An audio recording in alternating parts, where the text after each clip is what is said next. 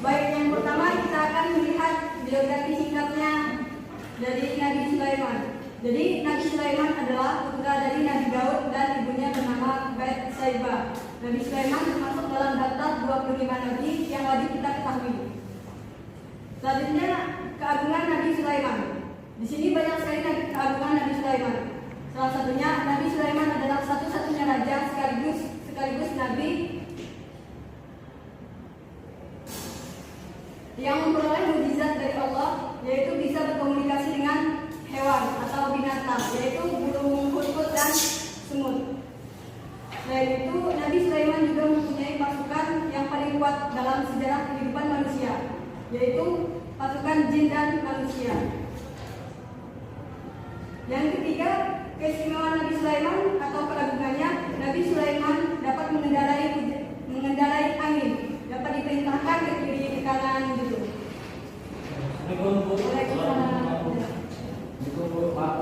Ya, langsung deh.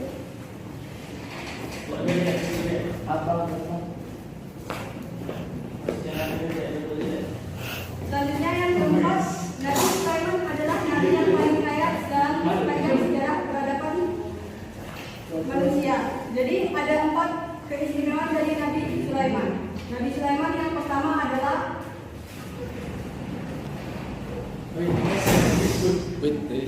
satu-satunya nabi sekaligus raja yang bisa berkomunikasi dengan hewan. Dan yang kedua, Nabi Sulaiman mempunyai pasukan yang paling kuat. Dan yang ketiga, Nabi Sulaiman dapat mengendarai angin. Dan yang keempat, Nabi Sulaiman adalah orang yang paling kaya dalam sejarah kehidupan. Selanjutnya, yang cadangan Nabi Sulaiman, ibu minta yang perempuan satu kelompok, yang laki-laki satu kelompok. Nah, yang laki-laki ibu minta kalian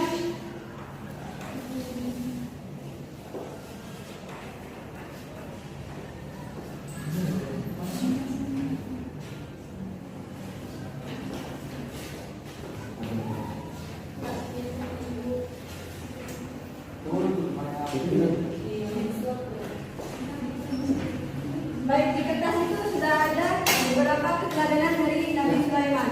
Nah, untuk yang laki-laki, ibu minta kalian kenapa sih menjelaskan kenapa Nabi Sulaiman itu mempunyai rasa malu terhadap kepada Allah gitu. Alasannya kenapa gitu itu.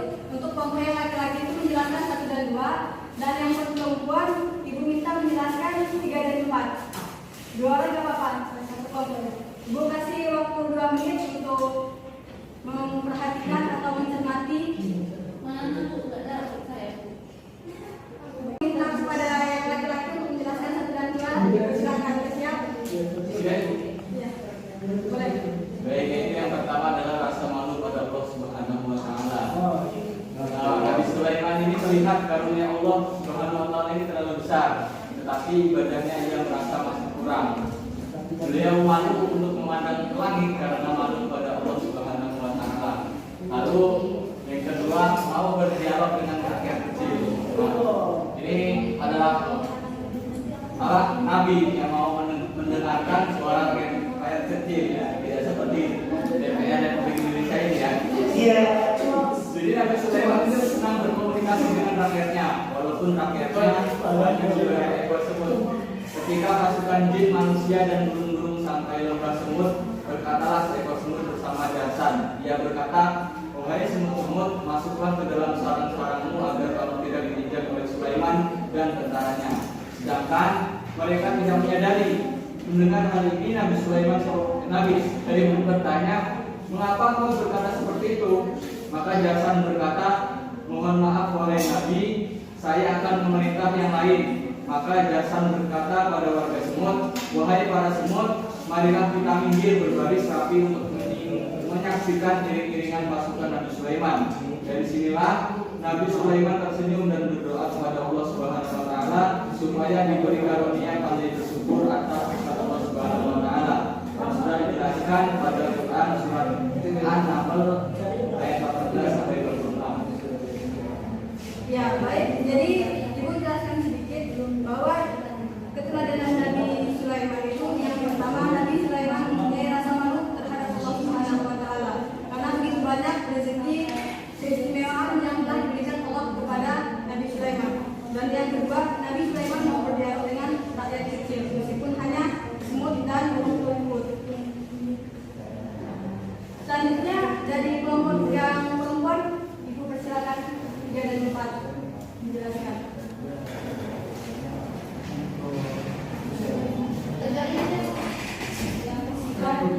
Nabi Sulaiman sedang bekerja sebagai wujud syukur. Nabi Sulaiman termasuk sebagai nabi yang paling ada bersyukur seperti diungkap dalam Al-Quran. Suatu ketika beliau bertanya pada Allah, "Ya Allah, tunjukkan padaku seseorang yang bisa membuatku pandai bersyukur." Lalu Allah memintanya melihat 2 orang yang bekerja keras. Yang seorang bekerja keras bertujuan sekedar untuk belajar terus dari kelaparan, sedangkan yang satu lagi ia bekerja bertujuan untuk bersyukur dan tidak termasuk orang yang bisa Lalu Nabi Sulaiman berdoa kepada Allah supaya diajari pekerjaan yang tidak bersyukur. Lalu Allah mengajarinya ilmu yang besi dengan emas, sehingga beliaulah manusia pertama yang besi dengan emas. Yang keempat, kegiatan kekhusyuan sholat. Dan kalau ini membaca ya, Juga mendapat kekhusyuan sholat. Beberapa tafsir menunjukkan bahwa meninggal umurnya Nabi Sulaiman adalah ketika beliau sedang berdiri melaksanakan sholat. Dalam keadaan berdiri, umurnya diambil oleh Allah Subhanahu wa taala dan beliau sedang berdiri memegang sambil bersandar pada tongkatnya. Ia berdiri dalam posisi meninggal selama 1 tahun dan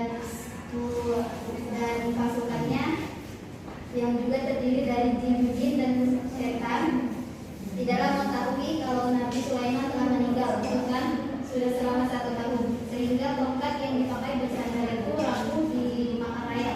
Saat itulah Nabi Sulaiman tersungkur dan saat itulah para jin sadar bahwa Nabi Sulaiman alaihissalam telah meninggal. ya, baik. Jadi yang ketiga dan yang keempat itu dijelaskan bahwa Nabi Sulaiman bekerja sebagai wujud syukur. Jadi yang pertama itu Nabi Sulaiman bertanya sama Allah, gimana caranya supaya dia itu bisa bersyukur. Jadi Allah memberikan 2 contoh kepada Nabi Sulaiman. Yang pertama, orang yang bekerja hanya semata-mata untuk memenuhi kebutuhan sehari-hari. Dan yang kedua, orang yang bekerja sebagai wujud syukurnya. Dan Nabi Sulaiman memilih untuk bekerja sebagai wujud syukurnya. Dan yang keempat, kehebatan khusyuk dalam sholatnya Nabi Sulaiman. Nabi Sulaiman beberapa tafsir mengatakan bahwa Nabi Sulaiman itu meninggal pada saat dia sedang sholat dan berdiri. Nah, pada saat itu ruhnya dicabut oleh Allah pada saat dia berdiri dan tidak ada yang tahu bahwa Nabi Sulaiman itu telah meninggal. Mereka itu sudah melihat dari tongkat yang dipakai oleh Nabi Sulaiman bersandar itu sudah dimakan ayam, sudah rusak gitu. Nah, baru saat itulah para jin itu tahu kalau Nabi Sulaiman itu telah meninggal.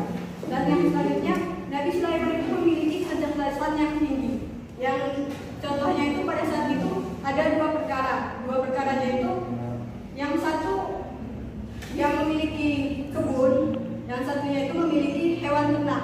Nah, yang satunya itu kebunnya itu sudah mau dipanenkan di esokan harinya, sudah siap untuk dipanen.